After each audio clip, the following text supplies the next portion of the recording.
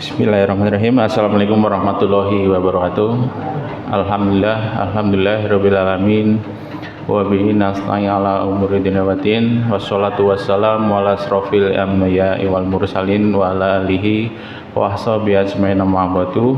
Puji syukur kepada Allah Subhanahu wa taala yang telah memberikan kita kesempatan sehingga kita dapat melaksanakan sholat Jumat berjamaah di Masjid Baitul Karim dalam keadaan sehat walafiat.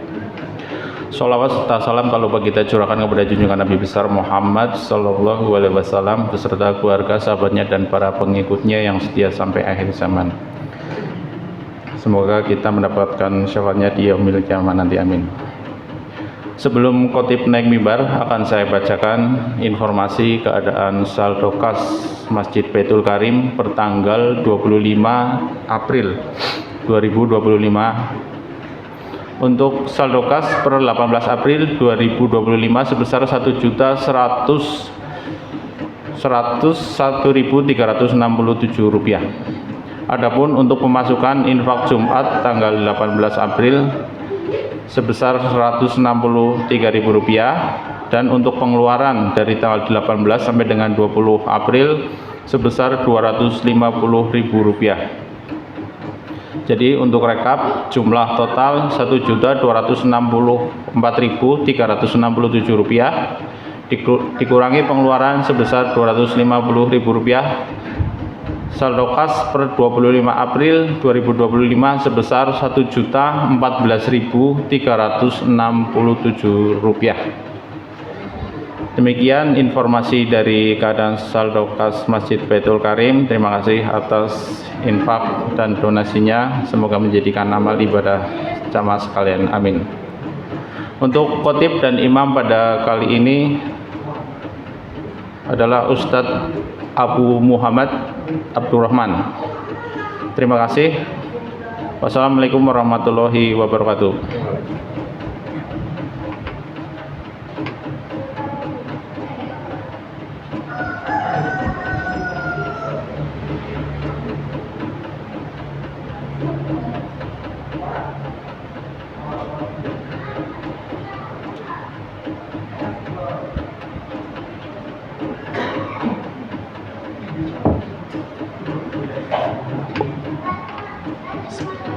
Assalamualaikum warahmatullahi wabarakatuh.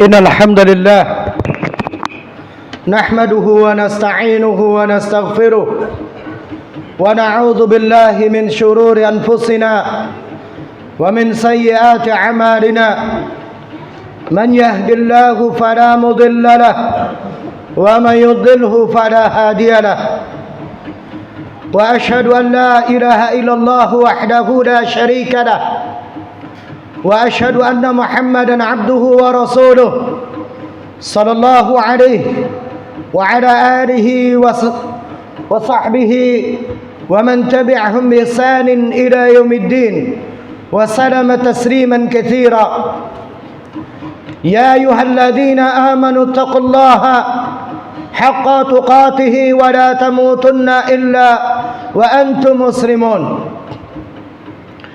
يا أيها الناس اتقوا ربكم الذي خلقكم من نفس واحدة وخلق منها زوجها وبث منهما رجالا كثيرا ونساء واتقوا الله الذي تساءلون به والأرحام إن الله كان عليكم رقيبا يا أيها الذين آمنوا اتقوا الله وقولوا قولا سديدا يصلح لكم أعمالكم ويغفر لكم ذنوبكم ومن يطع الله ورسوله فقد فاز فوزا عظيما أما بعد فإن أصدق الحديث كتاب الله تعالى وخير الهدي هدي محمد صلى الله عليه وعلى آله وسلم وشار الأمور محدثاتها فإن كل محدثة بدعة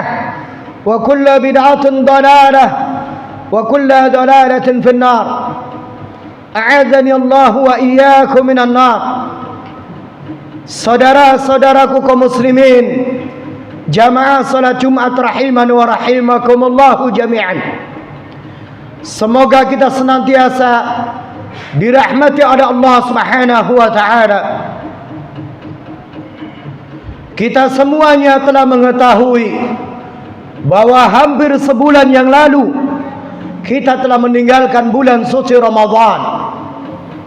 Dan di dalam bulan Syawal ini adalah di mana bulan tersebut dan seterusnya sampai Dzulqa'dah, Dzulhijjah dan seterusnya, pembuktian sejauh mana puasa kita dan amalia kita selama kita lakukan di bulan Ramadan apakah memberikan bekas pada diri kita dan ibadah kita dan ketaatan kita diterima di sisi Allah Subhanahu wa ta'ala atau tidak. Pembuktiannya adalah di bulan Syawal dan seterusnya. Karena jemaah dirahmati Allah Subhanahu wa ta'ala, Allah Subhanahu wa ta'ala berfirman di dalam surat Hud, kata Allah Subhanahu wa ta'ala, innal hasanat yudhibna sayyiat dzalika dzikra lidzakirin,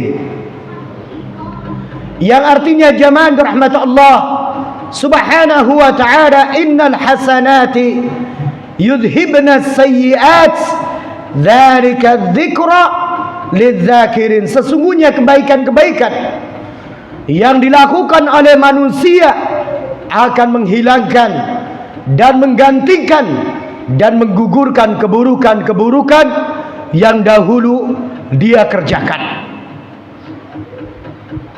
Al-hasanat yaf'aluha al-insan yata'assaru ala fi'lihi, wa hadha huwa syai'un musyahad idza fa'ala lillahi ta'ala ibtigha'a wajhih.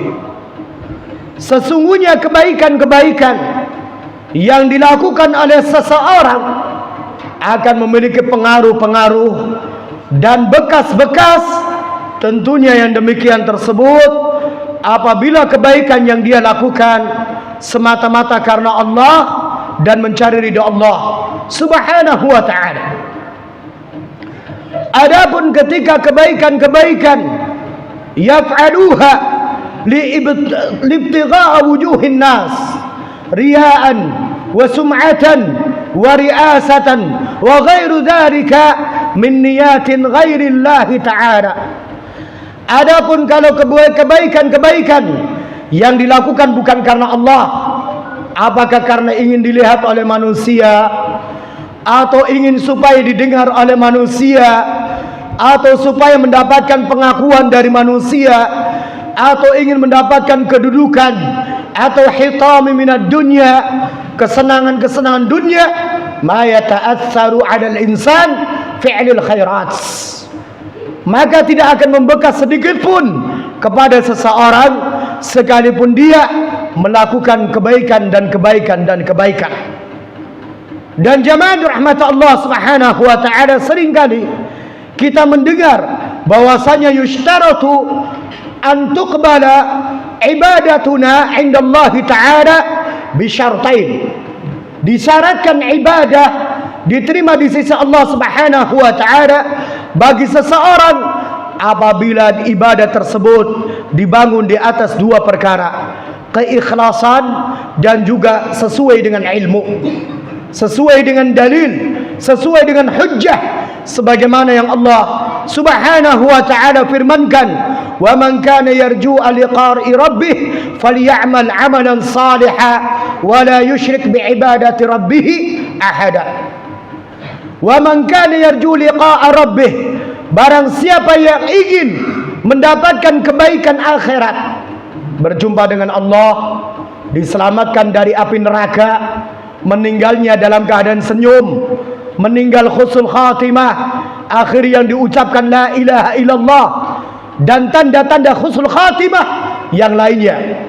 Barang siapa yang ingin demikian, karena sebelum dia dimasukkan ke dalam surga dan setelah itu berjumpa dengan Allah, tentu proses-proses kematiannya pun dalam keadaan baik husnul khatimah, dan setiap kita pasti akan merasakan dan mengalami namanya naza' sakaratul maut, merasakan kematian. Wa man kana yarju liqa'a rabbih, barang siapa yang ingin demikian, ya, meninggal dalam keadaan husnul khatimah, dimasukkan ke dalam surga dan berjumpa dengan Allah dan diselamatkan dari api neraka, falyamal 'amalan salihan, maka beramalah dengan amal saleh. Fala naqulu anna ar-rajulu ya'mal bi'amalin salih idza kana 'amaluhu yubna 'ala al-jahil, yubna 'ala ad-dhanniyah, yubna 'ala al-atifiyah, yubna 'ala al-hawa'is 'ala dhamirihi.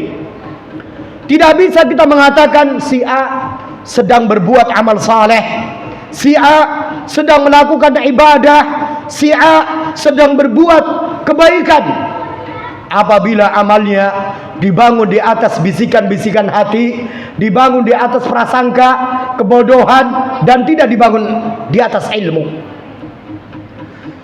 Ada seseorang melakukan salat setelah salat subuh lebih daripada 2 rakaat, wa yaksuru fiha ar-ruku' was sujud. Kemudian orang tersebut memperbanyak ruku' dan juga memperbanyak sujud. Falamma ra'a dzalika Sa'id ibn Musayyib rahimahullahu taala, ketika Sa'id ibn Musayyib, salah satu menantunya Abi Hurairah radhiyallahu anhu, seorang tabi'in kibar, seorang ulama hidup di masa setelah para sahabat dan berjumpa dengan para sahabat. Bahkan beliau dinikahkan oleh putrinya, sahabat yang mulia Abi Hurairah radhiyallahu anhu. Kemudian setelah itu dinasihati dan ditegur bahwa kamu bukan sedang beribadah. Setelah itu orang yang sedang melakukan ibadah tersebut, menurut dia, berdasarkan prasangka dan berdasarkan bisikan, ya Aba Muhammad, ayu'adzibunallahu bis-salah? Apakah Allah akan memberikan siksa pada diriku hanya lantaran saya melakukan salat? Perhatikan, jamaah dirahmati Allah Subhanahu wa taala.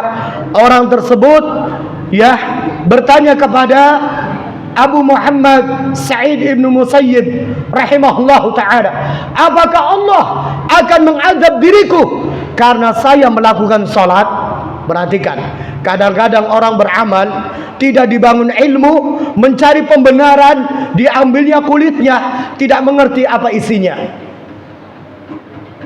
Kemudian Sa'id ibn Musayyib rahimahullah menyatakan, na'am, la, ya betul, Allah tidak akan mengazab seseorang karena beribadah.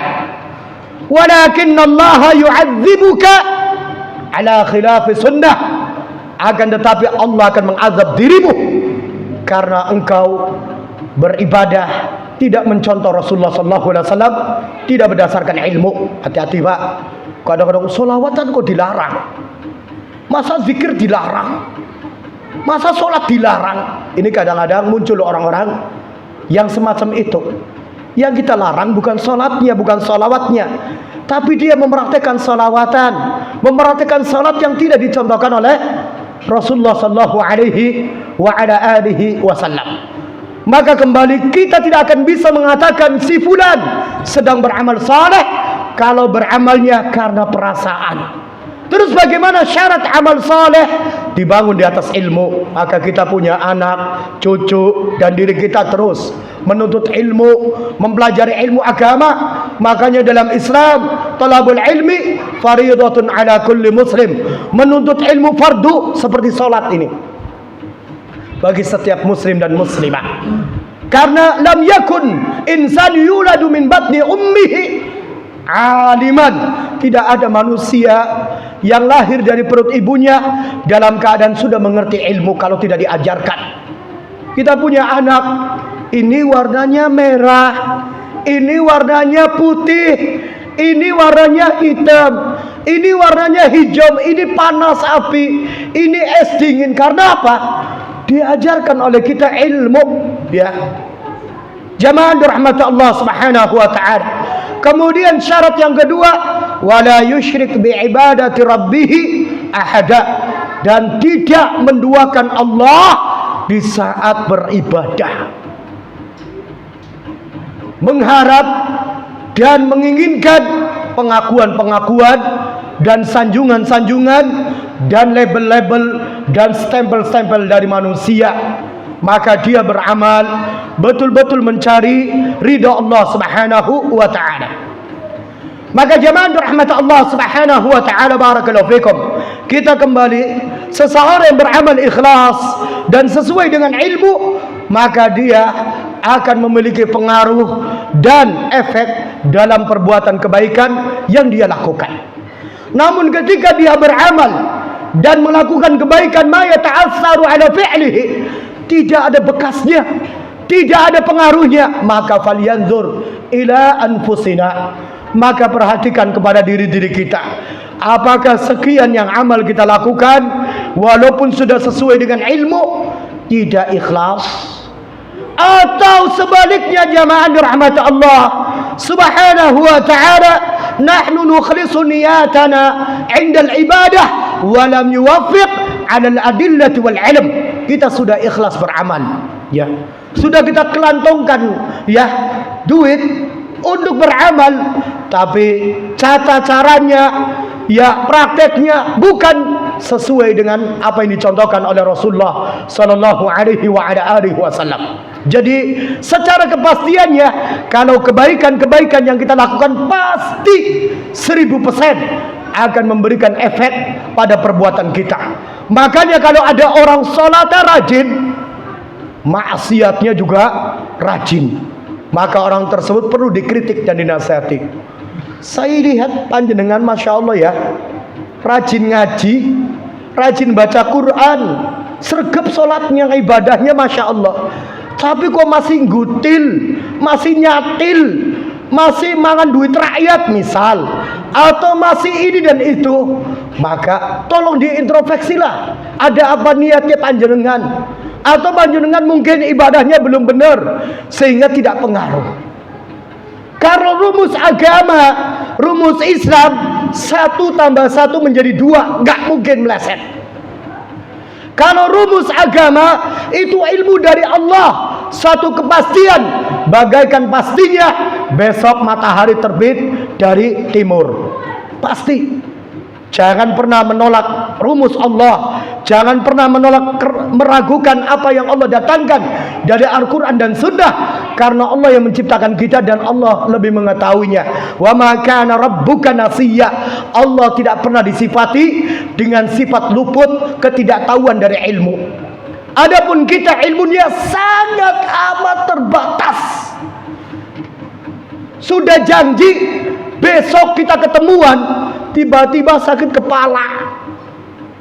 Sudah janji besok saya akan nyumbang, tiba-tiba keluar sifat bakhilnya, sifat ngutilnya, akhirnya nggak jadi sedekah. Ada huwal insan wa khuliqal dha'ifa, manusia diciptakan banyak kelemahan. Makanya al-udhama'u izarullah wal kibriya'u ridha Allah, wa man naza'a minallahi minhuma udzibahu. Sesungguhnya keagungan itu adalah sarungnya Allah Subhanahu wa taala, pakaiannya Allah, dan kebesaran itu adalah selendangnya Allah Subhanahu wa taala. Barang siapa yang ingin menggunakan dua pakaian tersebut, maka Allah akan mengazab dia tersebut, ya. Jadi tidak pantas kalau manusia itu sombong. Tidak pantas kalau manusia itu merasa dirinya agung, tidak boleh. Itu adalah pakaian Allah Subhanahu wa taala, ya. Mentang-mentang punya kedudukan, angkuh, mentang-mentang punya duit, sombong, mentang-mentang masih muda, tenaganya kuat, sombong. Ini orang-orang calon-calon celaka. Agama Islam adalah agama yang menentang dua perkara, kesombongan dan juga kebodohan. Barakallahu fikum. Agama Islam datang ini untuk memerangi dua perkara, kesombongan dan kebodohan. Jamaah rahmat Allah Subhanahu wa taala. Kebodohan adalah agamanya Nasrani. Agama Nasrani adalah dibangun di atas kebodohan, di mana Isa ibni Maryam dijadikan sesembahan selain Allah, ya, disalib, kemudian diletakkan di mana, di dinding, kemudian disembah, ya, seperti zaman jahiliyah, ya, patung dibikin dari korma, kemudian disembah, begitu lapar dipangan, ya. Subhanallah, ya. Ini kebodohan.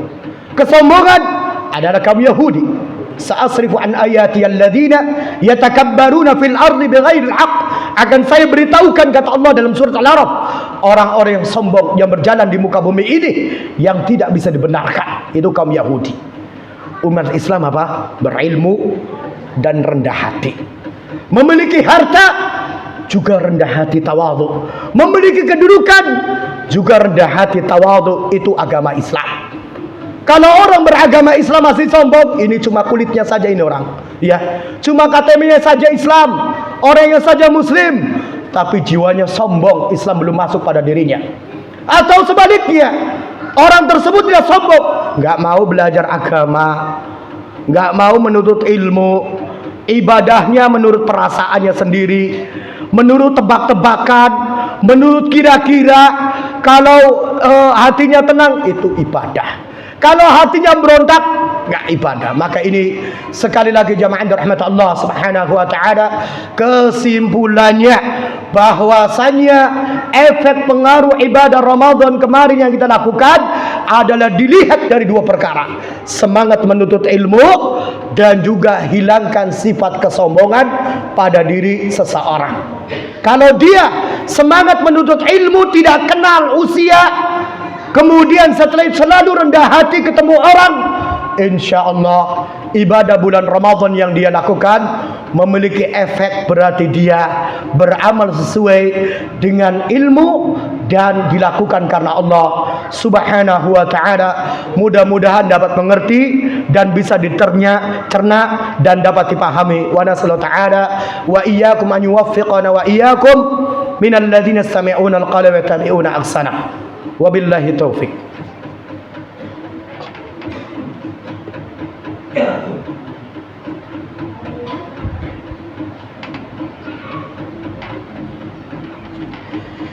Alhamdulillah wahdah, salatu wassalam ala man la nabiyya ba'dah, wa ala alihi wa sahbihi wa man saddaqa wa'dah ila yaumin wa'addah, amma ba'd.